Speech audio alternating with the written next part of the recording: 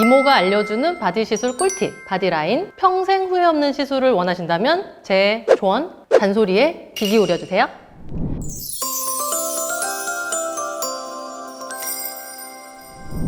일단 제가 추구하는 바디라인 컨셉을 말씀드려 볼게요. 저는 그걸 제시라인이라고 부릅니다. 넣을 곳은 넣고 뺄 곳은 빼자. 매끄러운 바디라인을 만들자. 다 알고 있던 컨셉 아니야? 누가 그걸 몰라?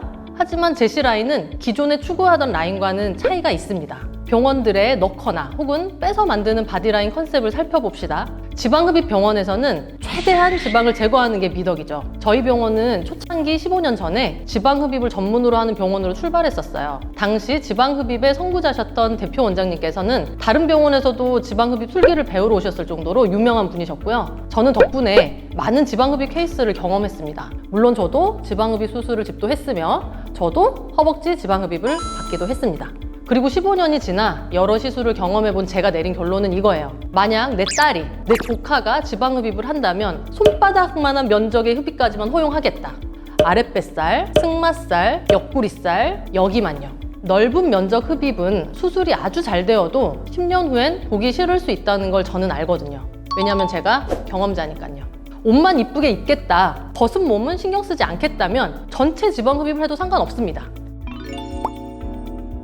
바디 지방 이식은 넣고 빼고가 같이 이루어지니까 이보다 더 이상적인 게 있을까 싶습니다. 그토록 바라던 뺄 때 빼고 넣을 때 넣고잖아요. 그런데 여기도 함정이 있어요. 허벅지 지방이 크기도 고르고 생착이 잘 되어서 좋은 지방 이식 재료가 되는데요. 엉덩이나 가슴에 지방 이식을 하는 것은 얼굴 지방 이식과 다르게 아주 대용량의 지방이 필요합니다. 허벅지에서 아주 그냥 싹싹 다 긁어 모아서 지방을 모으고 여기서도 모자라니까 복부나 옆구리에서도 채취를 하죠. 심하면 팔에서도 채취를 해요. 이렇게 모아서 대용량으로 지방 이식을 하면 생착률은 상대적으로 떨어질 수밖에 없습니다.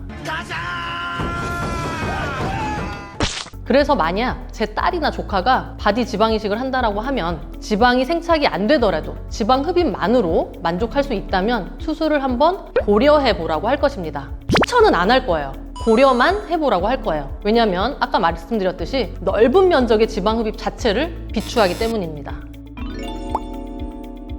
바디필러나 보형물 삽입으로 가슴이나 골반을 크게 키우는 건 어떤가요? 킴 카다시안이나 카디비처럼 저 엉덩이에 깔리면 질식해서 죽겠다 생각할 정도로 큰 엉덩이를 원하는 분도 있겠죠. 가슴도 마찬가지고요. 하지만 현실에서 있을 법한 볼륨을 키우는 게 좋다고 저는 생각합니다. 딱 봤을 때 어색함이 없게, 부자연스럽다는 생각이 안 들게요. 내 거라고 우길 수 있는 촉감과 모양, 비율이 저는 좋더라고요. 간혹 저희 병원에서 바디필러 많이 해달라고 볼륨을 왕창 키워달라고 하는 분들이 있는데요. 해주긴 해주되 제가 해줬단 말을 아무 데서도 하지 말라고 합니다. 왜냐면 그건 제가 추구하는 스타일이 아니니까요. 제가 제시하는 바디라인은 몸에 무리가 안 되는 선에서, 일상생활에 지장이 없는 선에서, 부작용의 우려가 없는 선에서 최선의 변화입니다.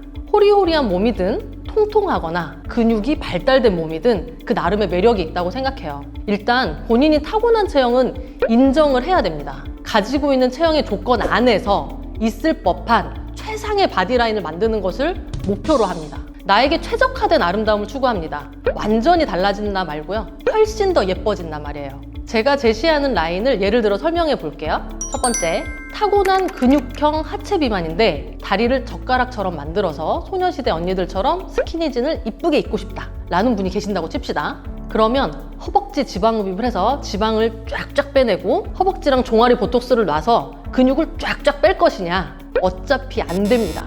제시 라인은 이렇게 제시하겠습니다. 목표를 바꾸자. 소녀시대 언니들 다리 말고 비욘세 언니처럼 육감적인 라인을 목표로 하자.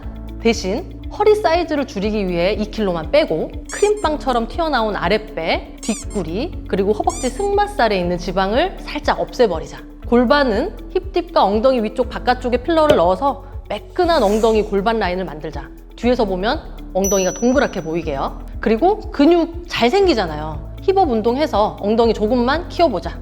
두 번째 사례, 어깨가 넓은데 가디건이 잘 어울리는 여리여리한 스타일로 변하고 싶다. 이것도 어차피 안 됩니다. 제시라인에서는 이렇게 제시하겠습니다. 팔뚝살, 겨드랑이살, 구유박살을 정리해서 어깨에서 팔로 이어지는 라인을 슬림하게 한다. 그리고 이 말려있는 어깨, 솟아있는 승모근은 스트레칭과 생활습관 교정을 통해서 교정을 하고 어깨에서 팔이 둥글지 않게 직각으로 떨어지게 하는 거죠. 어깨 골격이 발달되어 있는 분들은 윗가슴이 말라 있는 경우도 많은데요. 이런 뼈가슴은 윗가슴 필러를 통해서 살짝 채웁니다. 이후에 목이 답답해 보이지 않는 옷, 목선이 패여 있는 옷을 입어서 어깨가 넓어 보이지 않게 스타일링을 할 거예요. 세 번째 사례, 왕년에 한 몸매 하셨던 50대 여성분이 다이어트를 해도 살도 안 빠지고 몸매가 이쁘지가 않다며 찾아오셨다면요. 가슴은 축 늘어지고 브래지어 컵에 윗가슴이 텅 빈 채로 잡아있고 복부는 흐늘흐늘 늘어지고 아랫배는 크림빵처럼 절대 줄지가 않아요. 30대까지만 해도 없던 힙딥이 나이 들수록 심해져 H라인 스커트는 입을 수가 없는 상태인데 게다가 허벅지 가운데는 왜 계속 패이는지 어린 친구들 쭉 고든 허벅지를 보면 너무너무 부러워하시는 분입니다. 하지만 체중 관리 잘 하시고 스타일링으로 본인의 단점을 잘 가리고 다니시니 남들은 예쁘다 하는데 컴플렉스 가리느라 스트레스를 받고 계시는 거죠. 남에게 보여주려고가 아니라 내가 신경 쓰는 게 싫은 거잖아요. 일단 가슴은 탱탱 주사로 처진 가슴을 탱탱한 가슴으로 한 번에 시술하고요. 복부는 바디실과 인모드, 슈링크 같은 리프팅 장비로 탄력을 붙일 거예요. 힙딥과 허벅지는 가운데 필러를 살짝 채워서 굴곡 없이 매끈한 라인을 만들 겁니다. 또한 집에서 TV를 볼 때 소파에서 앉기 서기를 반복하는 운동으로 무릎에 부담 없는 스쿼트를 시켜서 생활 속에서 허벅지와 엉덩이 근육을 더 만들어 볼 거예요. 타고난 내 몸의 라인을 어느 정도 허용해 줍시다. 나에게 최적화된 아름다움. 그게 제가 제시하는 제시 라인입니다. 현실적인 목표를 세우고 안전하고 지속 가능하게 하는 것. 비율을 조정하고 선을 매끄럽게 만들어주는 것이 제시 라인의 목표입니다. 시청해 주셔서 감사합니다. 지금까지 목마른 닥터김이었습니다.